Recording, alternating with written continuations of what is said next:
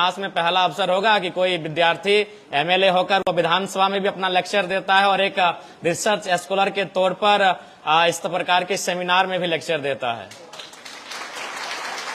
तो निसंदेह आज इस कार्यक्रम में चूंकि हमारे पीएचडी के लिए भी बहुत सारे सेमिनार को अटेंड करना पड़ता है, हमें बहुत सारे आर्टिकल को पब्लिश करना पड़ता है, ये सारे हमारे पीएचडी का पार्ट है।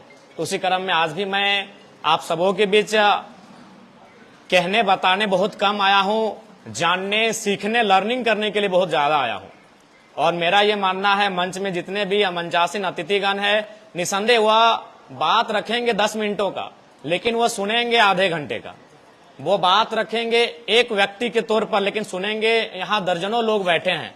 तो ये कहीं ना कहीं एक ज्ञानवर्धन शिविर है, सेमिनार का आयोजन किया गया। ये वही किस्सा हुआ कि अगर हम लोग हमारे पास अगर 10 रुपए होता है, आपके पास भी अगर 10 रुपए का नोट है, अगर हम लोग आपस में एक्सचेंज करते हैं तो 10-10 ही होता है। लेकिन हमारे पास अगर आपस में 10 आइडिया हैं और आपके पास भी अगर 10 आइडिया हैं तो एक्सचेंज करते हैं तो 20 आइडिया हो जाते हैं। तो हम लोग कुछ गेन करने के लिए आए हैं। आज अब बात करने वाले हैं एआई पर। एआई जिसे हम लोग आर्टिफिशियल इंटेलिजेंस कहते हैं, जिसे हम लोग हिंदी में कृत्रिम बुद्धिमत्ता कहते हैं। आज जैसे जैसे दुनिया बढ़ रही है, जैसे जैसे जमाना बढ़ रहा है, जैसे जैसे इंसान की सोच बढ़ रही है, हम लोग नई नई तकनीकों से परिचित हो पा रहे हैं। और निसंदेह ये दुनिया की रीत है। आज अगर एआई की हम बात कर लें तो स्पष्ट शब्दों में एक नई क्रांति है। तो क्रांति हमेशा दो धारी तलवार होती है, उससे आपको खुद भी कभी कभी कटने का चांसेस होता है। और एआई के रूप में जो क्रांति हम सबों के बीच आई है, जिसका हम लोग नित्य प्रतिदिन कहीं ना कहीं अपने दिनचर्या में उपयोग कर रहे हैं, उसे हम इस्तेमाल में ला रहे हैं, इससे लाभ और हानि दोनों है। अब निर्भर करता है कि इससे हानि कम कैसे हो। तो उसके लिए निसंदेह आज जिस प्रकार से प्रचलन है, इसमें समाज का महत्वपूर्ण योगदान होना चाहिए, सरकारों का महत्वपूर्ण योगदान होना चाहिए, और जो कंपनियां तकनीकी को बढ़ावा दे रही हैं, जिन कंपनियों का रोल इन तकनीकियों के पीछे है, उनका भी एक विशेष रोल होना चाहिए कि हम कोई भी विकास डेवलपमेंट का कार्य करें, उसमें मानवता की क्षति नहीं होनी चाहिए। क्योंकि जो भी नियम कानून बने हैं, चाहे वो भारत देश का संविधान हो या फिर हम जिन ईश्वर देवी देवता खुदा को मानते हैं, पूजते हैं, अगर इंसान ही नहीं रहे तो उनका भी महत्व नहीं रहेगा। पेड़ पौधे पशु पक्षी ईश्वर पे आस्था नहीं रखते हैं, इंसान उन पे आस्था रखते हैं। ये कानून जो बने हैं वो कानून तभी प्रभावी है जब इंसान है। तो इसलिए जो भी तकनीकी हैं, निसंदेह वो मनुष्य के लिए आई हैं, और मनुष्य ही इन तकनीकों का आविष्कारक है। अगर मनुष्य नहीं होते तो शायद ये एआई नहीं आता, ये कंप्यूटर नहीं आता, ये डिजिटल दौर नहीं आता, ये मॉडर्न एरा नहीं आता।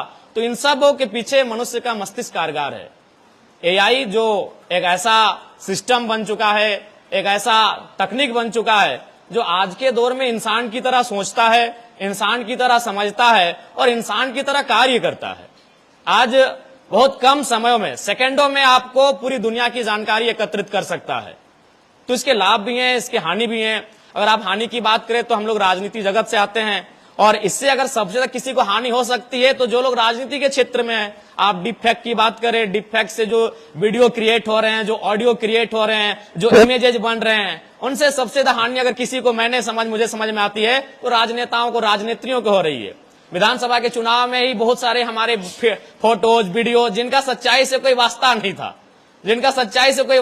था, तो अपोनेंट पार्टियां, उनके जो राजनेता हैं, उन्होंने खूब इसका इस्तेमाल किया। तो निसंदेह एआई से फायदे तो बहुत सारे हैं।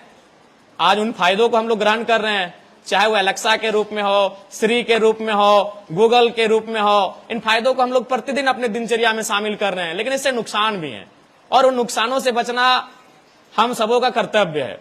उसके लिए सरकार को चाहिए इस पर एक नीति नियम बने। एआई को चलाना कैसे है, संचालन कैसे करना है, इस पर कानूनों का बनना अति आवश्यक है। अगर कानूनें नहीं होंगी तो ये एआई भी टीन एज के उस दौर की तरह हो जाएगा जिसमें अनुशासन ना हो। जब हम युवावस्था, किशोरावस्था की बात करते हैं, हम लोग टीन एज को याद करते हैं, 13 to 19। ये एक ऐसा उम्र का पड़ाव है जिसमें हम लोग गुजरते हैं, एक लंबा समय देते हैं। वह वही समय होता है जब हम अपने आप को बना सकते हैं और हम अपने आप को बिगाड़ सकते हैं। लेकिन वहां एक अनुशासन काम आता है, चाहे आपके माता पिता का अनुशासन, आपके गुरुजनों का अनुशासन, आपको जो विद्यालय में, महाविद्यालय में, विश्वविद्यालय में जो चीजें सिखाई देती हैं वो काम आती हैं। तो ठीक उसी प्रकार आज एआई जिस प्रकार से इसके कदम बढ़ रहे हैं, जिस प्रकार से एआई का क्षेत्र बढ़ रहा है, जिस प्रकार से लोगों के प्रति एआई का अवेयरनेस बढ़ रहा है, इसमें सरकार को नियंत्रण में लाने के लिए नियमों को बनाने की आवश्यकता है। बहुत सारे ऐसे ऐप्स रहे, बहुत सारे ऐसे सिस्टम रहे जिन पर प्रधानमंत्री नरेंद्र मोदी जी के नेतृत्व में उन पर कानूनी कार्रवाई भी हुई, उन पर रोकथाम प्रतिबंध भी लगा। तो मेरे हिसाब से एआई कहीं ना कहीं इंसान के नियंत्रण में होना चाहिए, इंसान के लिए सुविधा हो, इंसान का स्वामी ना बने, इस बात का ध्यान रखना चाहिए। और ऐसे भी इसके जनक जब इंसान है, इसके जनक जब मनुष्य हैं, तो निसंदेह इंसान को एआई को अपने स्वामी नहीं अपने सेवक के रूप में ही रखना चाहिए। नहीं तो फिर हमें शिव जी और भस्मासुर की कहानी याद आएगी कि शिव जी ने भस्मासुर का मैंने उनको बनाया और पता चला कि वो शिव जी को ही नष्ट करने पे तुले थे। तो ठीक उसी प्रकार एआई निसंदेह आज के दौर में कोई ऐसा घर नहीं है, कोई ऐसा व्यक्ति नहीं है, चाहे आप किसी भी क्षेत्र में चले जाएं, चाहे वो शिक्षा की बात करें, तमाम जो एप्स आज हमारे बीच उपलब्ध हैं, चाहे वो आप मेडिकल के क्षेत्र में चले जाएं, आज जिस प्रकार से एआई के माध्यम से आपको चिकित्सा सलाह दी जाती है, जिस प्रकार से आपकी बीमारियों को जांच पड़ताल कर लिया जाता है, समय से पूर्व आप चीजों को जान जाते हैं। आप अगर उद्योग क्षेत्र में चले जाएं तो रोबोट एक बहुत बड़ी क्रांति लेकर आया है। आज वहां मनुष्य को कहीं ना कहीं मनुष्य उनके सामने फीके पड़े हैं। तो प्रतिदिन हम एआई का लाभ ले रहे हैं और आगे भी हम लोग लेंगे, चूंकि आवश्यकता ही आविष्कार की जननी होती है। और जिस प्रकार से हमारी आबादी बढ़ रही है, जिस प्रकार से हमारी जरूरतें बढ़ रही हैं, निसंदेह जो वैज्ञानिक साइंटिफिक जो टेक्निक टूल्स हैं, उनका हम लोग कहीं ना कहीं बखूबी उनका इस्तेमाल करेंगे। तो इसलिए आज आप सबों का, चूंकि आप जो इस 2 दिवसीय संगोष्ठी में आए हैं, तो हम जिस विषय पे चर्चा कर रहे हैं, जिन विषय पे हम लोग वाद विवाद कर रहे हैं, जिन विषयों पे हम लोग अपना पक्ष प्रस्तुत कर रहे हैं, तो उन विषयों पर हमारा एक अहम योगदान होना चाहिए सोसाइटी में। जब आप यहां से जाएंगे तो इन चीजों को सीख कर आपको जाना होगा। आप केवल ये नहीं कि जब अगले सेमिनार में जाएंगे तब आप जाकर एआई पे चर्चा करेंगे, उनके लाभ हानि पे चर्चा करेंगे। जब आप यहां से जाएंगे तो समाज में आपको चर्चा करना होगा कि एआई को किस प्रकार से हम उसका इस्तेमाल कर सकते हैं और किस प्रकार को उसको नियंत्रण में रख सकते हैं। आज के दौर में सबसे महत्वपूर्ण चीज क्या हुआ है कि जो चीजें हम लोग सीखते हैं उनको केवल अपनी किताबों तक या तो फिर अपनी परीक्षाओं तक सीमित रखते हैं। उन्हें हम लोग को समाज के बीच लेकर जाना होगा, उन्हें हमें अपने समाज के बीच जाकर रखना होगा, तभी जाकर इन चीजों का सार्थकता हो सकती है। जैसे मैं अपने एक 10वीं क्लास में हम पढ़ा करते थे और एक क्रिकेट का मैच था, खेलने के क्रम में एक चापाकल के सामने हम गए तो वहां पानी पी रहे थे, तो देखे कि एक महिला को उसके सासू और उसके पति बहुत प्रताड़ित कर रहे थे। तो चूंकि हमने पूछा कि भाई कारण क्या है, तो उन्होंने बताया कि इसका शायद 3 गो बेटी हो गया है। तो हमने तुरंत उनको टोका। हम 10वीं कक्षा में थे, लेकिन पूरे समाज के बीच हमने उनको टोका कि आपने लिंग निर्धारण गुणसूत्र के बारे में नहीं पढ़ा है क्या? वो स्पष्ट कहता है कि वो लड़की होगी या लड़का होगा, वो पुरुष के गुणसूत्र पर निर्भर करता है, फिर आप इसको क्यों प्रताड़ित कर रहे हैं? तो चूंकि मैंने उन चीजों को 8वीं क्लास में सीखा था, समाज में मैं अकेला खड़ा होकर उनको समझाया। तो जो चीजें आप यहाँ सीखते हैं, जिन चीजों का आप अध्ययन करते हैं, जिन चीजों का आप जानते हैं, उनको समाज तक ले जाना बहुत जरूरी है। इनको आप अपने कॉपी में, आप नो डाउट आप मोबाइल में रिकॉर्ड कर रहे हैं, नो डाउट अभी मोबाइल है, आप मोबाइल में रिकॉर्ड कर रहे हैं। जब मोबाइल नहीं था हम उन चीजों को नोट डाउन करते थे अपने पेन पेपर के माध्यम से, और उन चीजों को हम लोग अपने बस्ते तक सीमित रखते थे। फिर जब हमारा इम्तिहान होता था, हमारी परीक्षाएं होती थी, उन परीक्षाओं में उनको लिखा करते थे और उन परीक्षाओं को पास करते थे। लेकिन आप तमाम शोधार्थियों से, तमाम विद्यार्थियों से मेरा अनुरोध होगा कि जो चीजें, जिन चीजों पर हम लोग बात कर रहे हैं, उनको आप समाज तक लेकर जाएं। आपकी जवाबदेही है, आपकी जिम्मेदारी है। इसलिए आज इस सेमिनार के माध्यम से मेरा यही आपको संदेश होगा।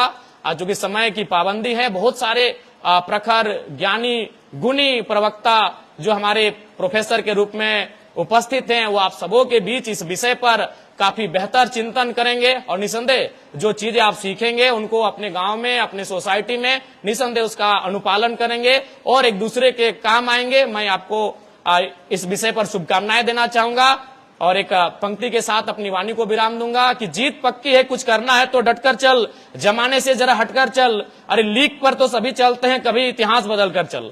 बिना काम के मुकाम कैसा, बिना मेहनत के दाम कैसा, बिना काम के मुकाम कैसा, बिना मेहनत के दाम कैसा, और जब तक ना मिले मंजिल राहों में राही आराम कैसा। तो मैं आपको यही शुभकामनाएं दूंगा।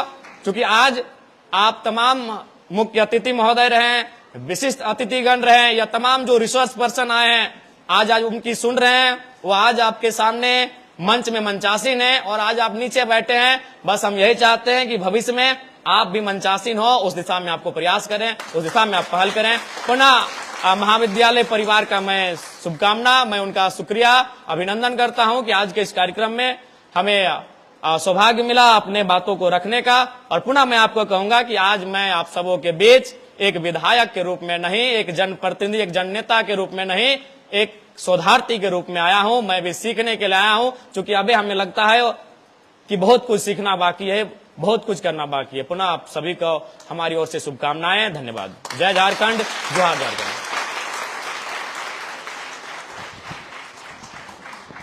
बहुत बहुत धन्यवाद सर, आपने अपने विचार को हम सभी के साथ साझा करने के लिए बहुत बहुत धन्यवाद। अब मैं निवेदन करना चाहूंगा हमारे महाविद्यालय के असिस्टेंट प्रोफेसर चंचला मैम का कि वो हमारे अतिथि Sulekha ma'am, lecturer doctor S Radhakrishnan teachers training college को मंच में लाएं और उन्हें अंग वस्त्र और पौधा देके स्वागत करने की कृपा है। जोरदार तालियों के साथ स्वागत किया जाए।